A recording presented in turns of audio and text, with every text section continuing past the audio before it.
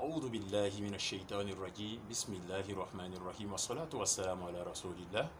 Assalamu alaikum wa rahmatullahi ta'ala wa barakatuh. Que la paix et la bénédiction du maître de l'argile parlante soient avec vous.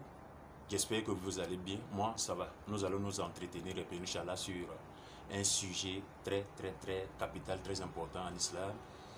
D'aucuns diront que il ou elle peut lire le Coran parce que depuis le bas âge, il ou elle a pris le Coran depuis le bas âge et c'est ce qui lui permet aujourd'hui de lire le Coran. Oui, c'est vrai, je n'en disconviens pas, mais une chose est sûre, c'est que il ou elle a su conserver cet acquis par la méditation, par la révision, par la lecture et jusqu'à cet âge-ci, la personne arrive à lire le Coran, n'est-ce pas? Ok.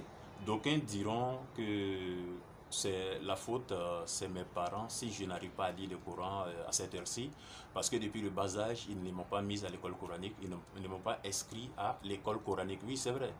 Il y a des parents qui n'ont pas inscrit leur enfant à l'école coranique par ignorance. Et il y a d'autres parents, ils ne l'ont pas fait par manque de moyens. Ok. Donc, du moment où vous vous êtes rendu compte de ça, en ce moment-là même, vous êtes responsable de vos actes.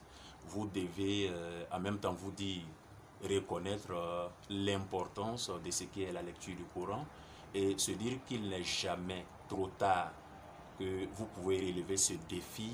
Et c'est une question de la vie après la mort. Vous êtes en train de préparer votre vie après la mort, la vie dans votre tombe. Il s'agit de votre paradis.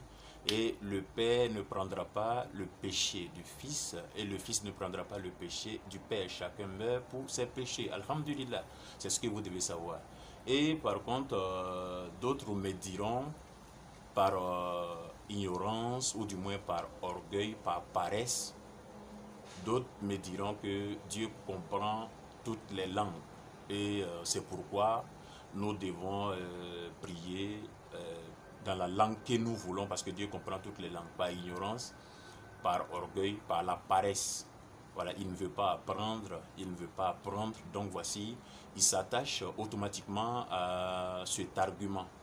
Est-ce que vous comprenez un peu? Donc le plus souvent c'est un peu ça. Mais moi je dis que il n'y a pas, on ne peut pas s'échapper parce que il a été commandé à notre prophète bien-aimé, paix bénédiction sur lui, dans le Coran, c'est à lui que ça a été commandé de lire. Imagine-toi, on dit à ton prophète le meilleur des exemples à suivre, que nous suivons même d'ailleurs, on lui a dit de lire. Imagine-toi quand c'est pour toi-même. Vous devez même aller au-delà de la lecture, vous devez mémoriser. Il a été commandé à notre prophète de lire. Donc, puisque vous suivez ce prophète, ce noble prophète, paix bénédiction sur lui, vous aussi vous devez être à mesure de lire votre Coran pour être bien guidé, pour avoir un minimum de science. De toutes les façons, il y a des conséquences parce que lorsqu'on ne sait pas lire, lorsqu'on n'a pas un minimum de savoir, de science dans notre religion, il y a des répercussions dans la vie et même dans l'au-delà. Je me rappelle encore lors de la pandémie coronavirus, on se rappelle, les lieux de culte ont été fermés et chaque responsable de famille devait être l'imam chez lui à la maison, ça a chauffé. Voilà, beaucoup en savent parce que le maître de la cour ne pouvait pas présider les prières parce qu'il ne maîtrisait pas les sourates. Par contre, chez d'autres même, c'est les femmes qui maîtrisaient les sourates. Donc, d'autres même ont voulu mettre les femmes devant et l'homme derrière. Et pourtant, ça, c'est pas valide en islam. C'est l'homme qui est devant et la femme derrière, vous voyez. Donc, ça veut dire qu'il y a des conséquences et c'est des choses qui ne vont pas vous arranger vous-même. Vaut mieux vous mettre au travail. Il n'est jamais trop tard pour bien faire. Il n'est jamais trop tard. Et ce n'est pas une question d'être en concurrence avec quelqu'un. Vous n'êtes pas en concurrence avec quelqu'un. Vous êtes en train de préparer votre tombe. Vous êtes en train de préparer l'au-delà. Vous êtes en train de préparer votre firdaus demain, la vie après la mort. Est-ce que vous voyez un peu? Je dirais comme ça qu'il y a un hadith du prophète, paix bénédiction sur lui, où le prophète dit le meilleur d'entre nous, c'est celui qui a appris le Coran et le Coran l'a appris, c'est-à-dire le meilleur d'entre nous, c'est celui qui a appris le Coran, non seulement l'a enseigné aux autres, mais aussi l'a mise en pratique. Le meilleur d'entre nous, c'est celui qui a appris le Coran et le Coran l'a appris.